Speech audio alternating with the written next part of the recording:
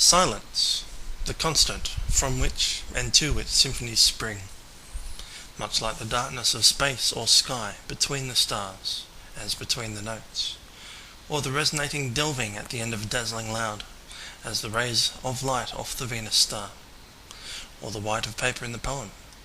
Meaningless? Necessary. For how can light exist without darkness, or sound without silence? Is it not the meaningless which defines the meaning, or is it all us? For a symphony played to deaf ears, or story told to the void, is meaningless also. The universe, so vast and wide, does not understand itself.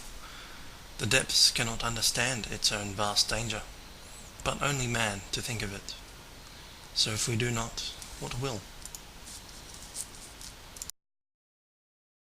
Softly as the cradle, the silky cotton wool of sound blanketed the world of sound, inducing sleep. The massed waves of land stretched to the huge bowl of pink horizon, and the huge mass of tangible sky beyond the fountain, which spewed forth gushes of stars, that rushed forth and covered the increasing dark, a void sprinkled with glittering white, pulsating without meaning on the other side of the glass far away.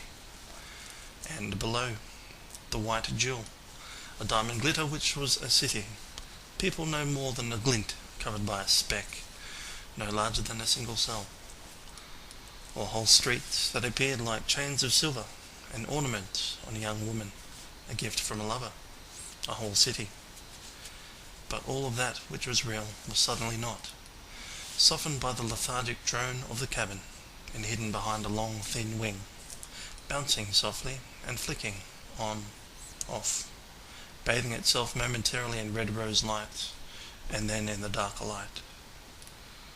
Slowly my mind was taken much further than the edge of that wing which stuck out so short into the depths of nothingness. I could see up into the stars, the galaxies, the universe. The craft stood still in awe of the timelessness which was so real, yet so far away, yet so close.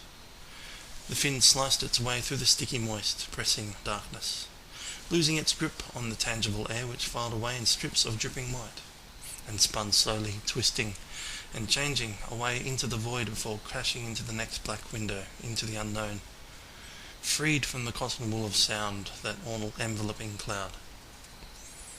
Freed also from the savage white and blue and maroon velvet, cream plastic trays and travel brochures, which seemed to entangle the beast's stomach, and which were distributed so recklessly by ever-appeasing hostesses in hollow plastic smiles, which might have been part of the craft itself, a machine, not so much of beauty or splendour, but of necessity designed for function.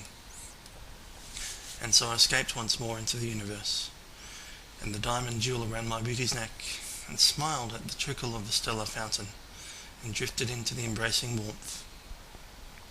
Softly, as the cradle, the silky cotton wool of sound blanketed the world of sound, inducing sleep.